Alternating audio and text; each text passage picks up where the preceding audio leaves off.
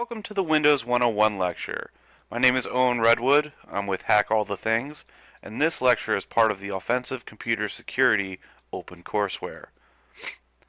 This lecture is going to cover the fundamentals of memory handling, the Windows registry, which is essentially the nerve center of the Windows operating system and platforms, the Windows boot sequence, other details of the Windows architecture like the PE file format, and we're going to cover Windows security topics, the Windows domain and network security topics, as well as rootkits.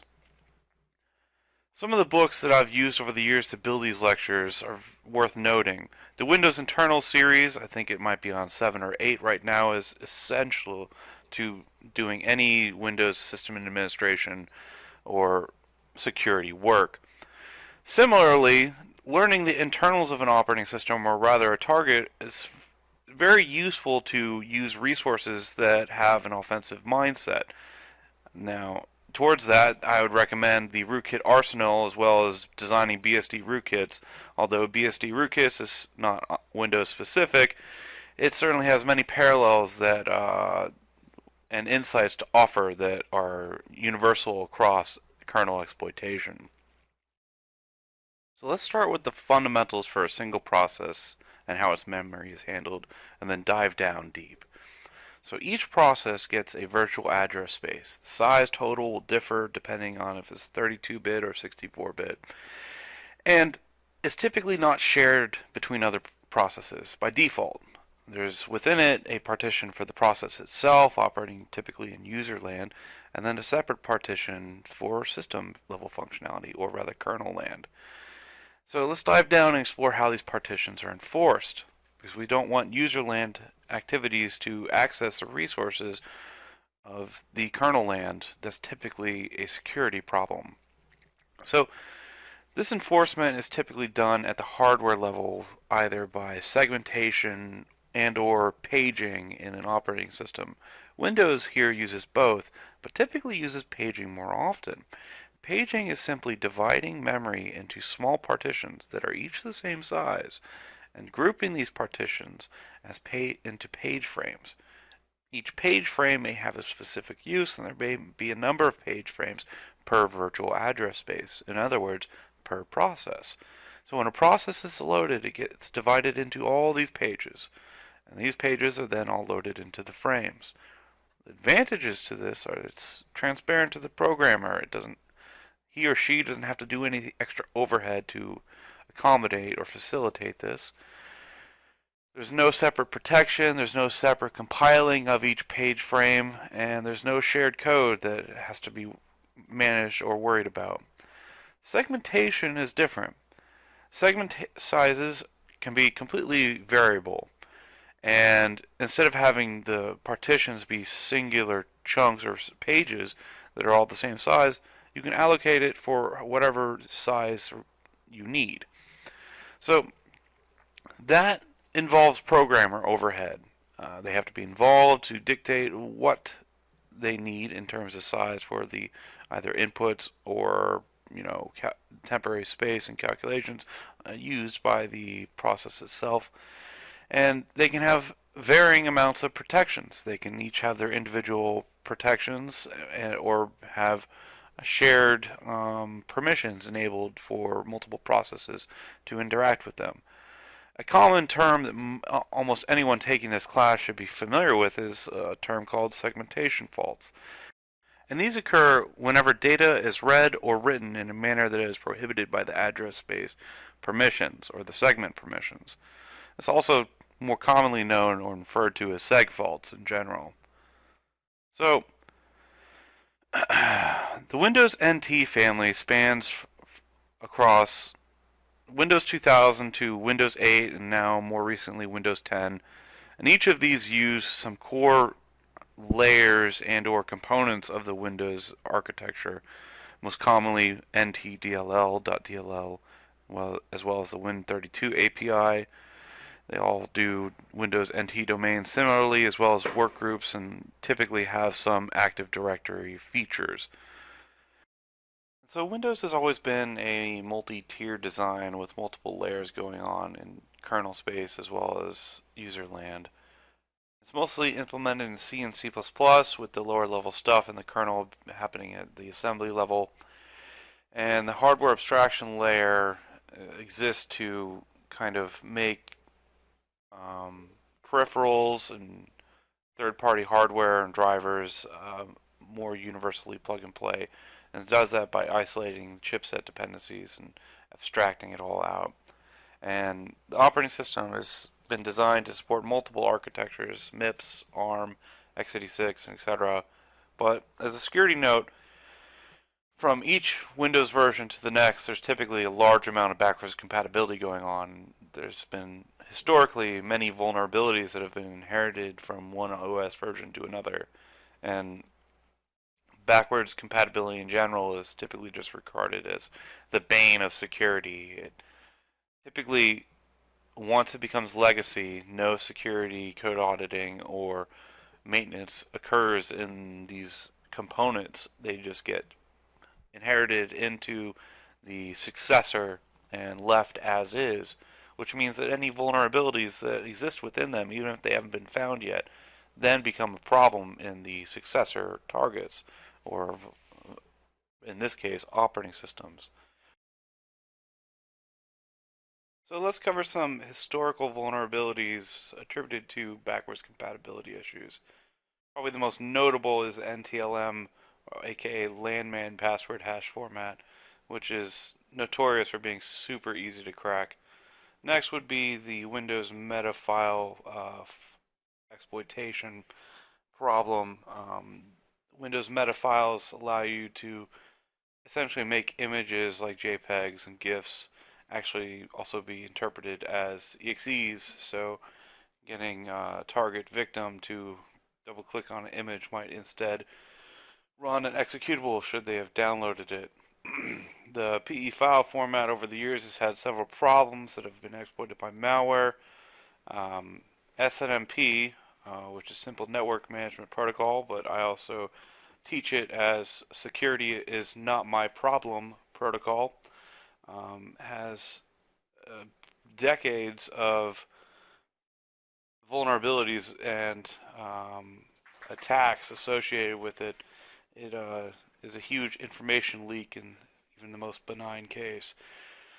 The Xbox One console that came out recently had it was almost a day one vulnerability that, as a prank, I guess, people who hated Xbox went about bricking. It was, I think, by means of social engineering and tricking people into doing this on the console via a backwards compatible feature. I forget exactly the specifics, but using it the wrong way would brick the Xbox, and that was something that got a lot of press. But there are other more serious examples that lead to remote code execution on target machines, like CVE 2014-6332, which is a Internet Explorer 11 exploit and sandbox escape to direct God mode on the target machine. And God mode is a specific term within Windows vernacular for essentially super user. Next is the JASBug or Jasperg vulnerability that was active for 15 years, where the prior one was 19 years across Windows platforms. This one was more core to the Windows OS itself. It required Microsoft to re-engineer several key components of the operating system and to add new features in order to fix this. But anyways, there's a lot of reasons for Windows having so many perceived security problems, and it's largely due to the market share. It has the most people looking at it, the most people are using it, therefore for attackers who have criminal interests, it has also the lion's share of potential victims. So finding a vulnerability or an exploit in a Windows platform could get you a lot more if you were malicious. Next is the massive size of the Windows code, which also includes the hundreds of drivers, most of which are third-party. And these third-party drivers may have no security review on them at all. They obviously don't go through Microsoft, so they don't benefit from any of the secure development lifecycle practices that Microsoft or the OS developer would use. And on another note, several security researchers in the community have gone about investigating how easy it actually is to get a third-party code signing certificate to develop valid drivers for a Windows OS platform. And they found that it's remarkably easy, so much so that it's likely that malware developers are doing it right now, which is a concern. Another aspect of the Windows security problem is it has a lot of backwards compatibility features, a lot of user friendliness. For a while, auto run was a huge security vulnerability for USB drives and CDs and etc. And a lot of other plug and play features that make it essentially, as we call it, target rich. And there's been a more recent development that has been found by essentially reverse engineers in the community that a lot of Microsoft products are directly tied into the kernel functions. Outlook, Internet Explorer, Word, etc. actually make use of more or less undocumented features of the Windows kernel, which is believed allow them to load faster. This kind of makes it so that they can compete in a manner against the load time of competing applications such as Chrome, Firefox, and etc. So let's dive into an overview of Windows Registry.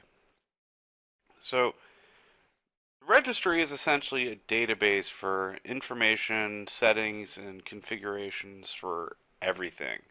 You can edit it with regedit.exe, and the 5 core areas of it are called hives. The HKey class is root, current user, local machine, users, and current config are the 5 top level hives.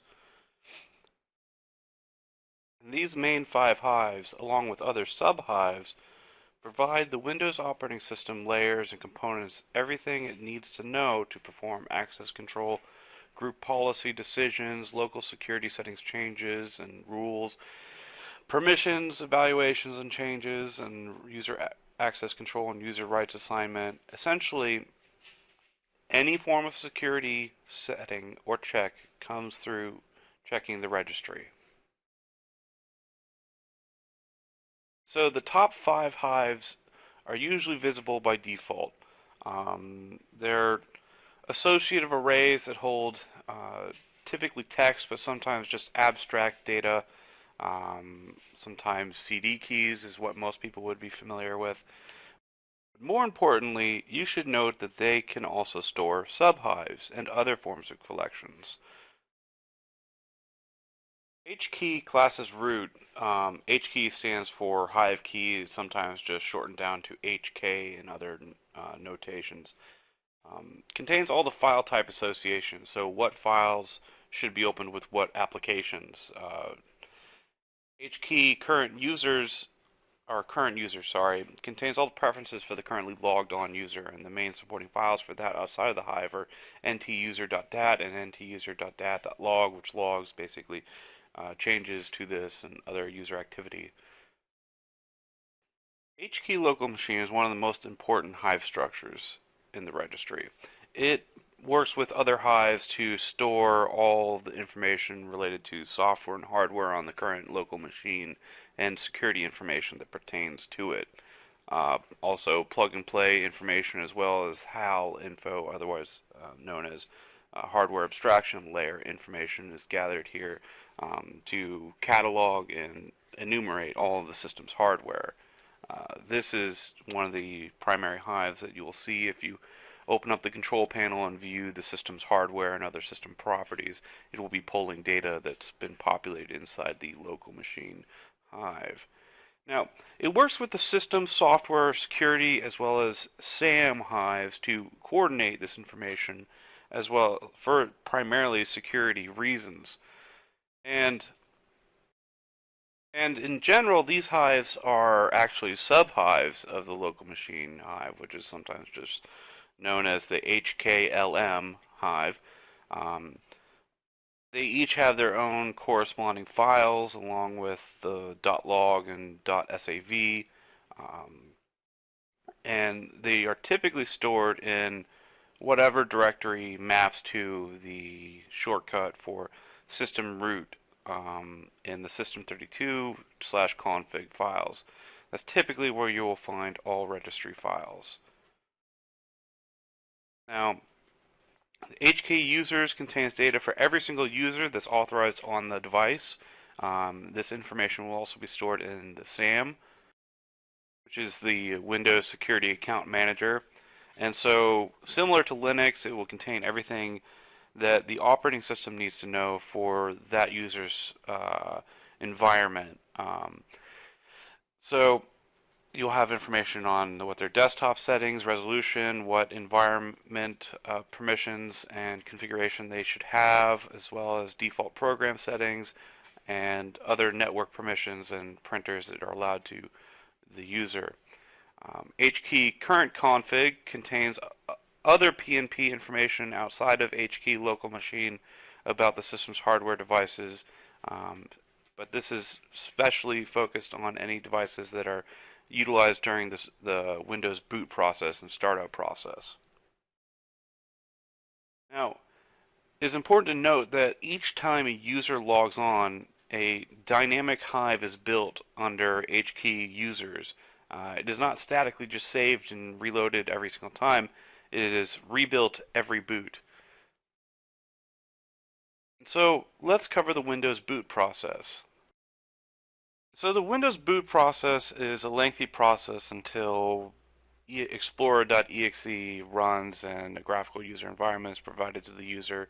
And there may be some differences across all the versions of Windows, as well as what hardware there may be. It may be a motherboard with just regular old legacy BIOS, or EFI, or UEFI, which I jokingly tell people is universally exploitable firmware interface.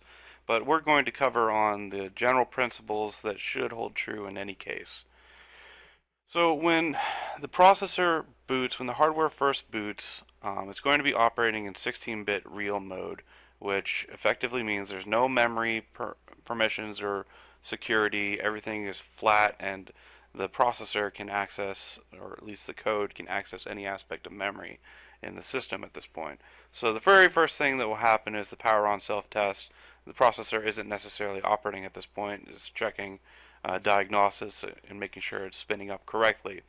The CMOS will check to make sure the clock cycle is operating correctly and do other similar hardware checks to make sure everything is firing off right and everything is good.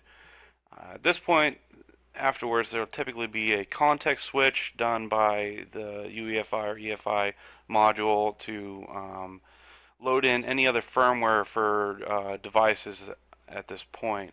Afterwards, the MBR is going to be loaded, and for Windows, the boot manager is boot MGR, and this will read any boot configuration data stored in the system. The MBR will point to where to look for this data, and it's typically going to be around where the registry information is going to be located, such as system32/config. And so the BCD store data will tell the boot manager which operating systems are enabled on the device. And in the case of dual boot or multi-boot, if there are multiple OSs allowed, it will display a menu for the user to select which one to proceed booting with. And so if Windows is selected, typically winload.exe is responsible for handling the rest of the Windows bootloader process, and it will be loaded. And winload.exe is at the point where it starts jumping into protected mode, which has basic memory protections, permissions, and etc. Process can't generally access any given part of the memory. There may be barriers. Specifically, there may be permissions forbidding it, but at this point, it's still going to be a single process executing on the processor in most cases. And so it will load the kernel, which in most cases is ntoskrnl or ntosKernel.exe, and that will also load hal.dll for hardware abstraction. And it will load the system registry hive in for two reasons. The first reason is to load any drivers that are already configured for the system into memory at this point, but it doesn't start them just yet. And secondly, to enumerate any new hardware it discovers at this point, so it can begin populating the local machine system hive with this new hardware information. And so, in doing so, it's going to jump back and forth between protected and real mode several times in this process. And so it will next check whether or not the system shut down properly. If it hasn't, it will prompt the user for which way he or she would like to boot it, as well as select the last known good configuration. And afterwards, WinLoad will start the memory paging, so that will be pagefile.sys that is typically responsible for that. And .sys files are drivers for the Windows operating system. And it will then pass control to the kernel itself. So this causes the kernel to take over, and it'll start accessing the API provided by the HAL DLL and start interacting with the other hardware, and all the drivers that have been loaded into memory thus far will thus be essentially activated in this process, and it's going to do all of the initialization for the drivers and the hardware, and use the results of this process to populate the HKey local machine hardware hive. And so after that, it's going to start the critical services and other drivers located in System32 drivers, and it will then start the session manager subsystem. And a lot of the components in Windows after this point are called subsystems, or some form of manager system or manager subsystem for various things. This one is the one responsible for handling all sessions running on a machine, so both in the system session as well as the various user sessions that may be running on the machine. And so this is the point where kernel mode and user mode are differentiated, or in other words, created. And Win32k.sys is a collection of drivers used for instantiating and running the kernel mode, and WinServe and the CSRSS.exe are primarily used in initializing the user mode. As far as I know, that nuance I may be wrong about. And so it's going to iterate through a collection in the registry under the HKey local machine system, looking for the current session settings for subsystems, and start initializing any of them that are marked as required during the boot process. So this pertains to environment variables, any virtual memory settings, as well as other things that are required for starting up a user's environment. So SMSS.exe is a big target for malware because almost every online resource says you should absolutely not terminate it, as it is critical for the stability of your system because it's responsible for maintaining the user and kernel and sessions going on. And so malware often, I've seen tons of malware over the years that names itself, once it gets on the system, smss.exe or variants of that, in order to kind of trick users to think it's not malware, or avoid trying to kill it or deal with it. Another thing to note is the Session Manager subsystem is considered the first native application to start up during the boot process. And it also starts the Win32 graphics subsystem and the client-server runtime subsystem, aka CSRSS.exe, which provides user mode applications, user land applications access to the Win32 subsystems, as well as functionality for handling consoles like the DOS prompt and GUI features, as well as GUI shutdown. And CSRSS is considered the second native application that is started up. Finally, it will start the winlogon.exe executable, which is responsible for handling the logon, which creates other sessions as users log on, and it will then create the services.exe, which is the control manager for other services, as well as the local security authority process, which is lsas.exe. There have been a lot of tools that have targeted LSAS, as well as the security account manager, or SAM, because they store a lot of credential information. Over the years, they've been found in earlier implementations to store the passwords in simply plain text in memory, and they've improved it a bit over implementations to store it in and landman hashes, which again are very crackable, and other forms of hashes. Ultimately, it's a big target nowadays for stealing hashes that can be passed along to other nodes on the domain, or specifically other machines on the Windows domain. Anyways, I digress. The winlogon process executes user init.exe, which begins applying group policy and permission settings to the user's environment and file system, and in that specific user's registry hive. And finally, explorer.exe will be launched, and that is what provides the GUI and the graphical desktop that everyone is used to in Windows. And that is a lot of information, and that's about all you need to know for the Windows boot process for the scope of this class. We're not going to test you on the recite step number 5 of the Windows boot process. So nothing like that is going to happen. It will come up on the homework, but you can use the slides and the video for the reference.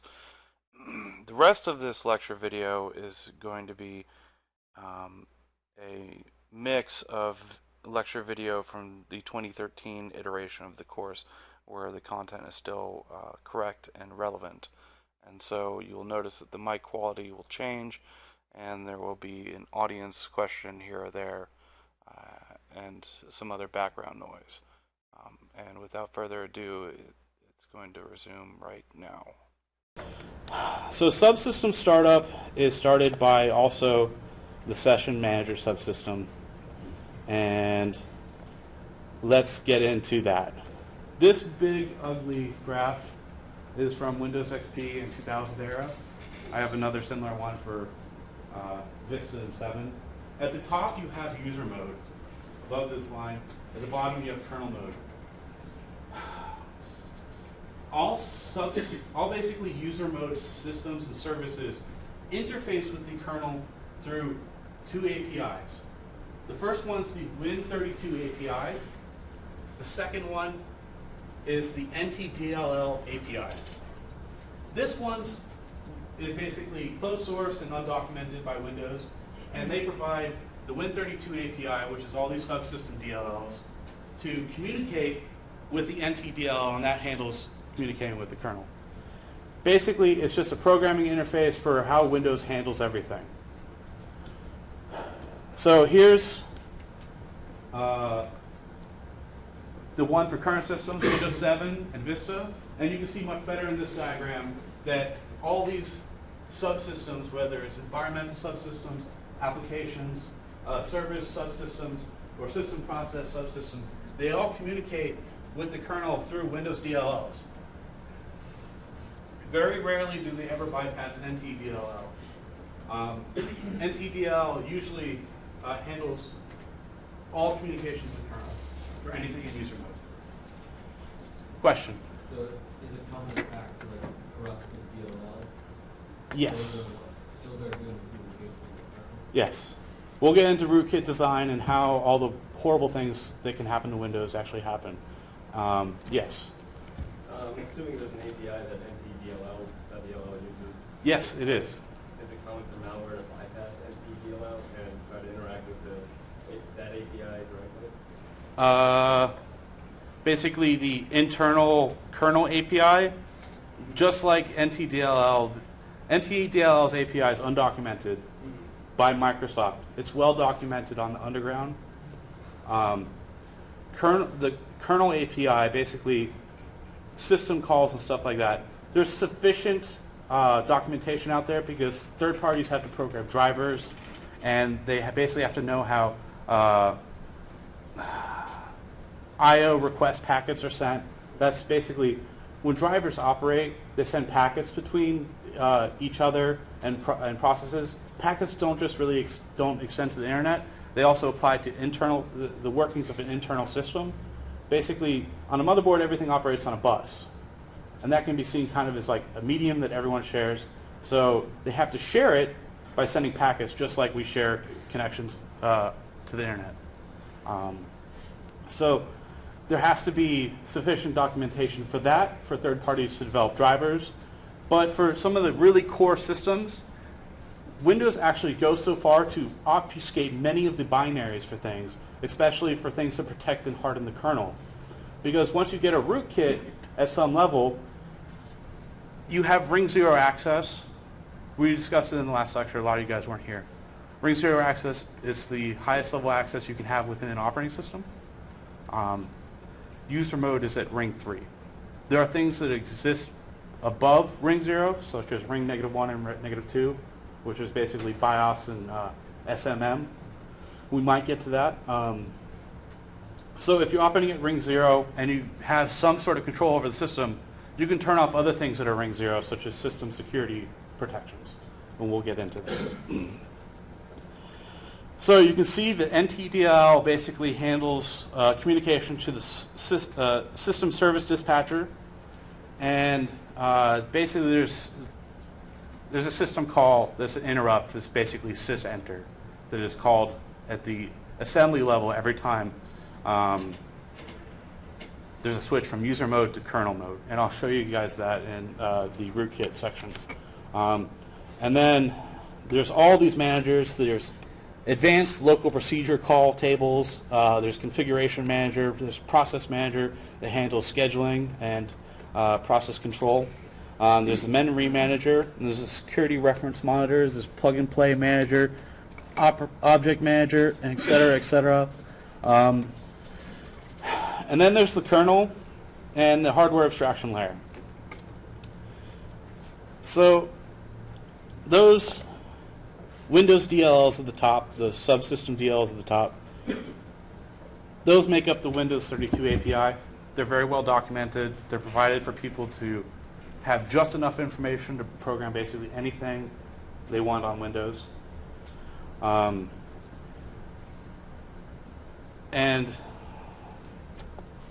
that's a better, I guess, diagram showing you exactly what they are. So environment subsystems are interesting. I'm going to go back a couple slides. Here we have environment subsystems. OS2 and POSIX mean basically they're subsystems explicitly for compatibility with OS2 operating systems, or OS2 using operating systems, and POSIX also using operating systems. And here SUA stands for subsystem for Unix-based applications. So there's some sort of support for Unix built into Windows through that subsystem. So let's take a moment to think about it a different way, because it is all very, very complicated and complex, and there's a simpler way to think of all the subsystem DLLs. And I like to teach it in reference to Office Space. So in that movie, the people on the left are interviewing this guy on the right for his job that he already has. They're re-interviewing him. They're like, so what do you do here? Why should we keep you? And he tells them, I take what the customers want, and I tell it to the engineers. And I take what the engineers want, and I tell it to the customers. It just has to happen this way. And in an operating design sense, that is how it has to happen, because you can't expect every single application developer who wants to program something for your operating system to learn every single nuance of the operating system internals, especially going across multiple versions. So the NTDLL API and the Win32 API offer a level of abstraction that works across the operating system versions for Windows space. And the secondary benefit of this approach is obviously it provides security through defense in depth.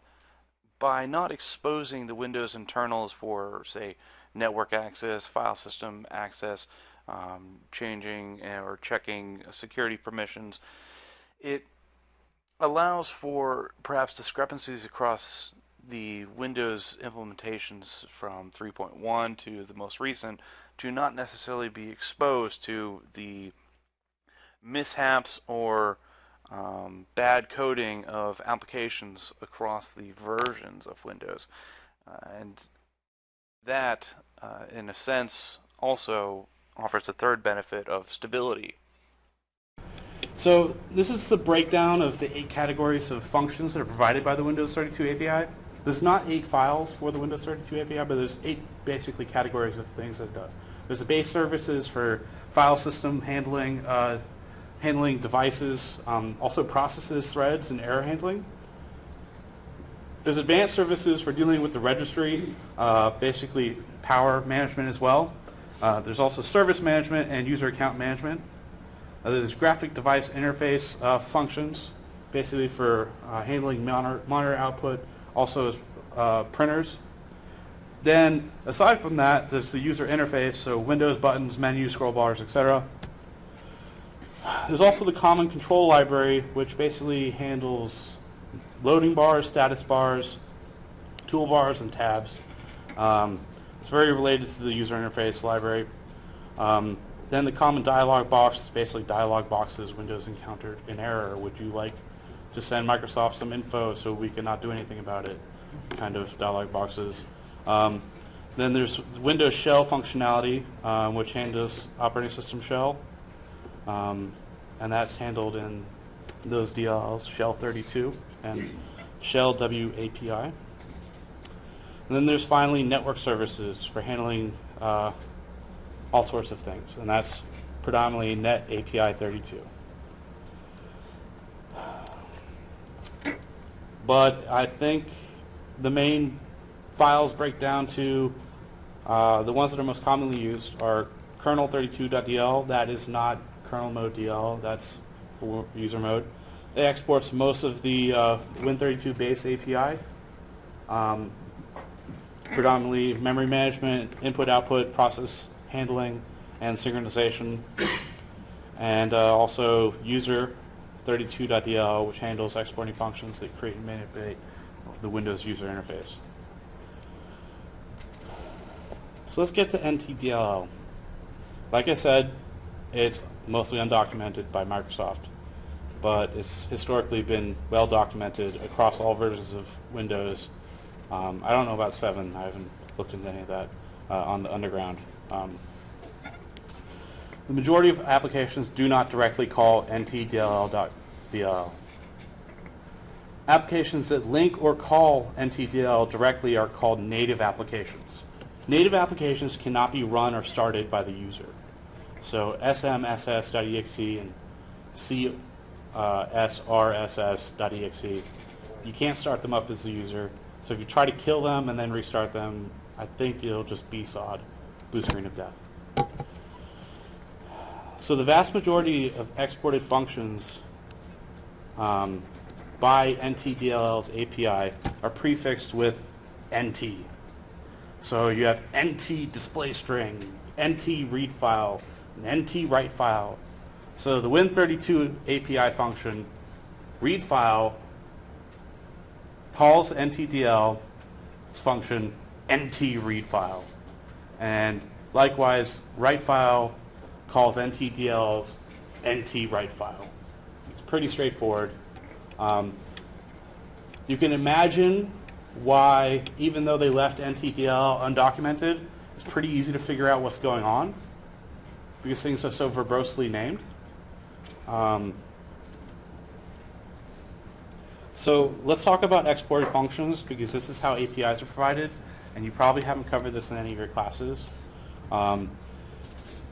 exe files and DLLs both have the functionality to export functions to interact with other programs and code. It's very rare for exes to export functions. Sometimes malware does this because it's a very little known feature in portable executable files. And if malware does export functions, they will almost always use intentionally misleading function names. Like read file will actually be like OpenSocket for a listener. Yes? In a technical sense, aren't exe and DLLs just like there's a flag in the PE header or something, and that's like the major difference between them or something? 'Cause I think they Yes. So portable executable, this file format has been around for, I think, 20 plus years. The following files are all portable executable files. You have exes and DLLs. Really the difference is, I guess, a flag that differentiates the two, but also they predominantly, on average, have different sections that they use. There's also CPL, OCX, .sys. Like I said, those are kernel mode drivers. .scr, I have no idea what that is. I can't remember what that is. I should know. Anyways, and then DRV, pretty sure that's user mode driver. It contains information as to what functions are also imported as well as exported in its headers. These are contained in call tables. In user mode, it's the import address table, the IAT. I'll get to that in a second. So when reverse engineering portable executables, especially for malware, looking at the functions that it imports is very informative. If you think something's malware and you want to gain more information as to how it behaves, if it imports functions that create files, write files, and read files, you know right there that it may be doing something on the disk. As well as if it has functions that basically open sockets, it may also be doing some network communication. There's also functions that are giveaways for editing the registry, and I have tables for all that. So malware can also play tricks by importing functions by indirect reference. In essence, basically import the 6th function from this DLL. It's not going to basically say import create file W. It's whatever the 6th function happens to be. It could be the 6th function squared divided by 3, something like that. Or offset by a hex address. So when applications are compiled, the API calls do not use hard-coded addresses. So these DLLs, these dynamically linked libraries, when the binary is run, when the application is run, they're linked in when it's running into memory. They're not loaded into the machine code for the application, because if you did that for every single application, the size of applications would probably be 5 megs minimum, because there's so many functions in these DLLs. That's the entire reason why dynamically linked libraries and shared objects came along very early in the computing industry. So since they're not hard-coded addresses, they basically work through a function pointer. They're organized in the import address table, and this way the API call doesn't have to be touched up by the compiler with the correct jump address for the API code. Packed executables are known to mess with the process IAT table to make it smaller, sometimes to cut out unnecessary stuff. So here's some interesting functions that malware may often use. Like I said, functions for creating files, for reading files, for writing files. The second and the third one are interesting. Find first file W and find next file W. Those are actually used for traversing directories. So find the first file in a directory, then file the next, and then find the next, and the next, and the next. Basically iterate through it. And then there's get process heap. and open process. Those are all used for manipulating processes. From user32.dll, the previous one was kernel32.dll. This one is basically for user environment GUI. Even though malware may have GUI manipulation functions, it doesn't mean it's providing a GUI to the user. The GUI could be hidden from the user, yet could have other functionalities that are common in a GUI. The second to last one, set Windows hook XW, is very important. It's for setting some things that's, sorry. It's an API call that malware often uses for key logging. It's prominently used in spyware. So it basically creates a hook. I covered hooks roughly last time, but for the half of the class that wasn't here, hooks are basically when you have an entry in the call table, you have the function name and then the address for that routine. If you want to use that function, basically you jump to that provided address in the entry. When you want to hook that, you overwrite it with the address for your hook, and you do you can have some code there, and then you can jump to the original address for that API routine. So basically, it allows you to run some code first, and then run the API call, or not run the API call and just return. Let's see, ADV API 32. I think that stands for Advanced API 32. I don't know why. Some things get named silly things. But every single one of these functions is for editing the registry. So remember how I said the Service Manager subsystem looks for all the things in that one registry chain that are listed as required subsystems, and then loads them every time on boot. So if something's editing that, they would be using these, that malware would be using these functions. I'm not going to test you on these functions. What does this one do, even though they're pretty verbosely named? This is all listed for reference in case you guys want to do any malware reverse engineering projects. Shell 32 is mainly for launching other applications. Basically for performing operations on a specified file, to notifying the current application that's calling the second function here, sh change notify. It causes basically that application to be notified every time some event happens.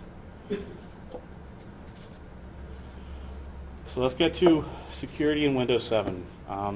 Over the years, there's been a lot of development. The top 5 things we're going to get to in exploit development, but basically there's data execution prevention, address space layout randomization. There's a GS compiler option, safe SEH, kernel patch protection, and the advanced mitigation experience toolkit, among others. But mainly we're going to get into the user account control. The UAC, that's what some consider the annoying little thing that comes up when you double click on an exe file. It says, are you sure you want to run this? We don't know who published this, or we do know who published this because we can view the certificate and there's the signature for the code that matches.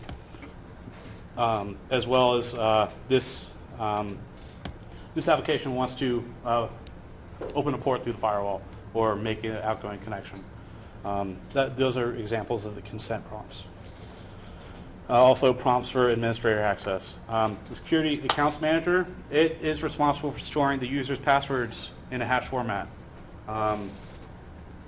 The SAM file is stored in system root system32 config, just like how Linux, we discussed the etc password file and the shadow file. We're going to discuss the landman hash, which was a terrible idea. I don't know who thought of it. Really just a terrible idea. And then the NT landman hash, which came along, which used some more, at the time, more advanced crypto techniques but all the NT-Landman protocols for Active Directory have been 100% broken at some point to date, and that's why they now default to Kerberos. So the Windows kernel has an exclusive file system lock on the SAM file to prevent any sort of opening or any sort of copying, basically any sort of file operation while Windows is running. If you want to edit the SAM file, you basically have to boot to some live CD or some other partition, mount that file system, and then edit the SAM file while Windows is not running.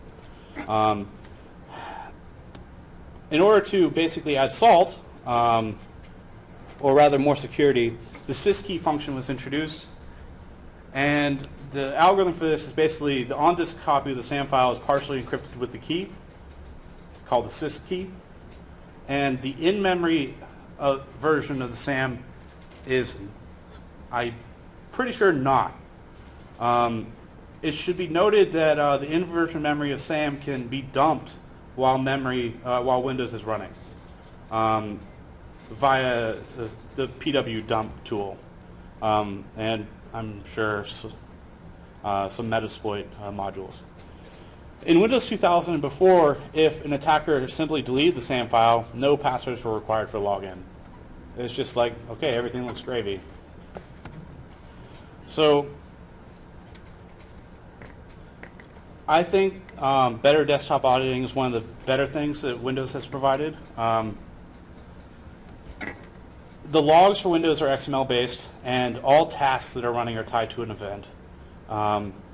There's fine-grained support for auditing administrator privileges, so businesses with large IT departments that have a wide amount of employees running as administrator, there's fine-grained log auditing for exactly who's doing what at administrator access. There's also better filtering with this, so it's much easier to filter out the noise and find the events that you want. I say even easier than any Linux system. And there's, in Windows 7, been entirely reworked Event Viewer.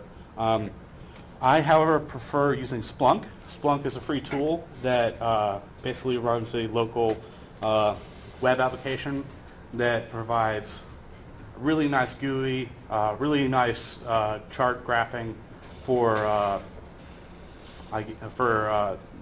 system logs, and you can create basically views based on log categories. There's thousands of log categories, and most of them are just taken up by drivers, so you can filter out a lot of noise that way.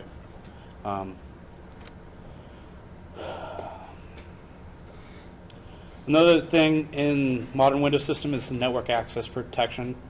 This is mainly for enterprise systems. Basically, when a new computer connects to the domain, the network access protection system basically checks all of its security policies to make sure that they meet the corporate policy. Basically, the access control policies that are listed in the registry. And also make sure that they are fully patched with the latest service packs and critical updates, and have up-to-date antivirus. Which makes it really great for system administration. Another thing that makes it really great for system administration and attackers is the direct access feature, is that basically IT departments can, through the GUI, have direct access to any computer on the domain and can take complete control, and it can all happen completely seamlessly to the user. It doesn't necessarily have to dominate the user's mouse and keyboard and everything. The user can keep doing what they're doing, and basically the IT guy gets a second view of the computer, a new desktop and everything else, and can do whatever they want. So if an attacker compromises an IT department's machine, they could use this to pivot into other systems. App Locker is a very good feature.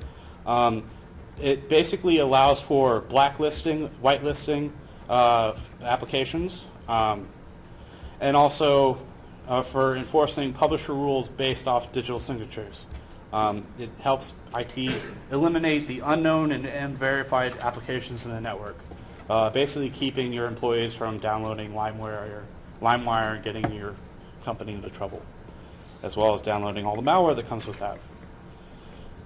The Rights Management Service is a fine-grained access control for documents can control whether users want to copy, whether users can copy, print, open, edit, etc. a document. BitLocker is also very important, especially for laptops and even thumb drives. It offers full hard drive encryption and is focused on mainly protecting the OS volume. Though for laptops it's important to have any data volumes also protected with hard drive encryption in case they get lost. Say it's a government laptop and it gets lost and missile codes are stolen. It's not a good thing. It's not as uncommon as you think. Bill Clinton actually lost the card with the football. Does everyone know what the football is? It's a briefcase. It's like handcuffed to a Secret Service member's arm at all times. Basically, each drinks, lives, sleeps with it on. I mean, they take turns. But only the president has the access code to open up the briefcase. Well, he sent his suit to the dry cleaners outside of the White House, and he left it in there, and they lost it for, I think, 3 months. Yeah, so I mean, it's not unheard of.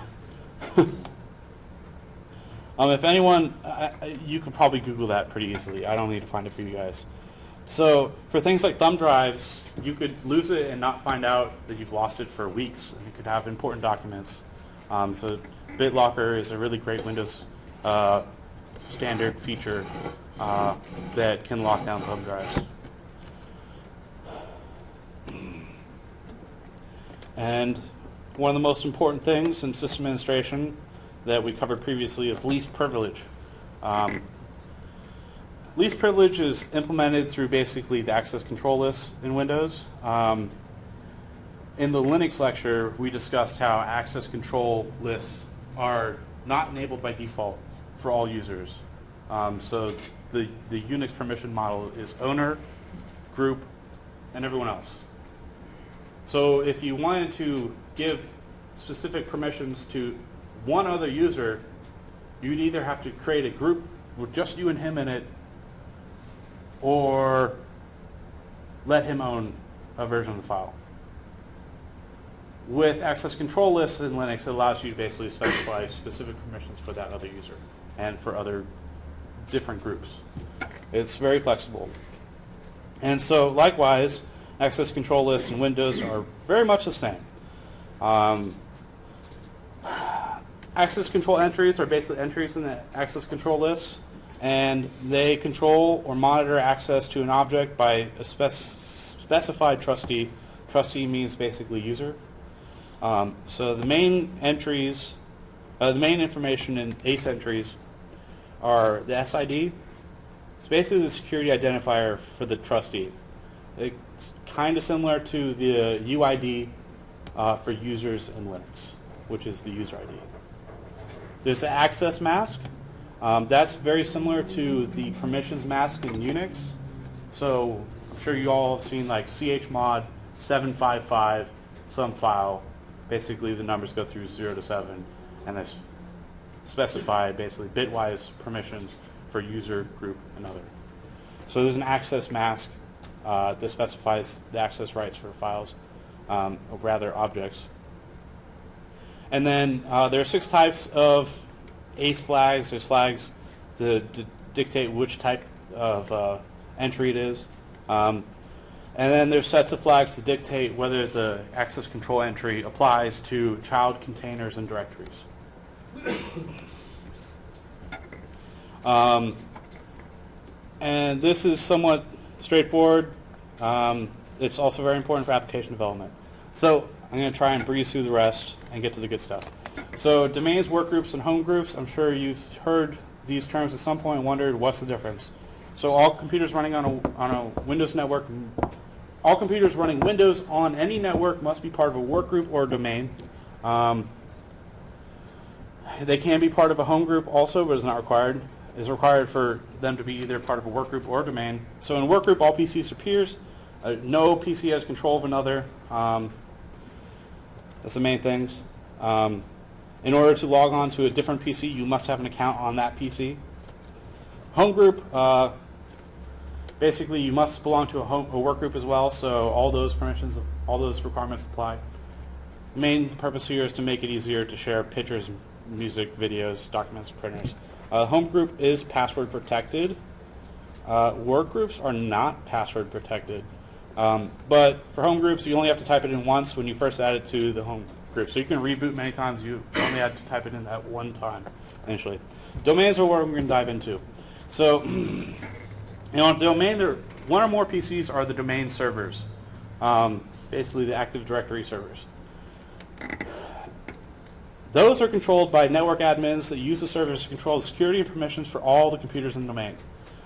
Any changes to those policies are automatically made to all the PCs in the domain that are currently on, and as they come online. Password credentials are required every time you log onto a PC in a domain, and if a user has a domain account, then he or she can log on to any PC in the domain.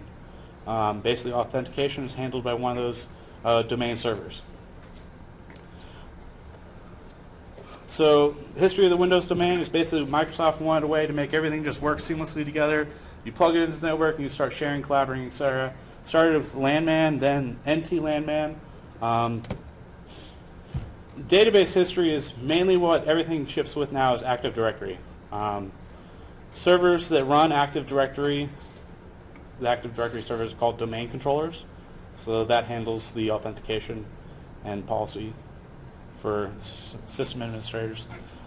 It is predominantly built on top of LDAP, Kerberos, and DNS.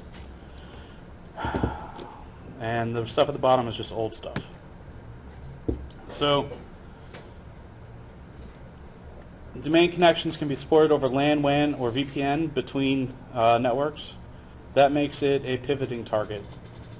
So here's the history for the security protocols for Active Domain and what happened prior to it. LANman was first. Its hashes were notoriously weak, made it really easy to crack passwords. It still appears in some places, even to date, even in Apple operating systems. I think Carlos Perez had a good talk, I forget where, on post-exploitation in Apple OS. Basically, you flip a registry flag and it takes the passwords stored in memory and restores them on hard disk in LANman, which is way easier to break than everything else that is used, just for backwards compatibility. Then NT LANman version 1 and version 2 were introduced. Version 2 used HMAC MD5 for authentication, CRC and message digest algorithms for integrity, and RC4 for encryption. And their sessions were very similar to MS Chat v2. All of those acronyms that I said thus far have been broken. That's all you need to know. Ever since Windows 2000, Kerberos has been adopted. Almost out of time, so I'm going to get to the rootkits part and start that next time. That's actually the interesting stuff. So Kerberos has replaced NT LANman as the default authentication protocol for Active Directory for working in a domain. However, NT LANman is used widely and by default in instances where the client cannot access a domain controller. It defaults to NT LANman. So remember, all that stuff has been broken at some point. There have been fixes that have come out to fix some of the problems, but they're built off basically insecure foundations. Also, it defaults to it when it's authenticating to a server using just an IP address. When it is authenticating to an Active Directory for us that has basically backwards compatibility legacy stuff that still uses the NT LANman stuff, and is authenticating to a server that's not part of any domain, or, most interestingly, cannot access Kerberos ports due to a firewall. So if an attacker can change your firewall and disable those ports, it might cause your system to default to the less secure protocol. Question? What if it was like a non-service, block those like externally? That's just as easy. You can basically block all the ports and then change the password and shut out the system administrator. Logically, what's going to happen is he's just going to walk over to the router after about 30 minutes of banging his head on the keyboard and then reset the thing and then be like, hey, my password's not working. I'm just going to hardware factory reset it and then set it back up. So, I mean, yeah, Yeah, I'm just talking about something that could be used more covertly that can allow you to gain access to systems instead of just to deny everything, which can be more useful for attackers as something as system administrators and incident responders you have to be aware of. So Windows Firewall is on by default in Windows 7 and post versions. There are different profiles for home, work, and public. It's really interesting because it allows users a lot of flexibility and is much easier to configure than IP tables and any GUI-based Linux firewall editor. The most important thing is it ties connections to applications. So it monitors connections that are incoming and outgoing and can require user consent. Basically, the user access control, the UAC consent prompts. Also, another good thing it does is application whitelist. And so for now, that concludes our lecture on Windows internals. Next time we will pick this topic up again when we cover rootkits. We will be discussing rootkit design and analysis for forensics reasons for both Windows and Linux operating systems. There are many common patterns that attackers use between these two platforms that you may find surprising. So to recap what we've covered so far in this lecture, we started off with how memory is handled, the difference between paging and segmentation. Then we went into the registry, the 5 main hives, and which hives are populated upon boot, and also the boot sequence, and covering how the boot sequence jumps between real and protected modes for memory protection, as well as what processes are responsible for starting what, which subsystems and systems do what. And then we dived into the PE file format and other Windows architecture details. And we wrapped it up with Windows security and domain topics, Active Directory, Windows workgroups, home groups, Windows Firewall, and etc.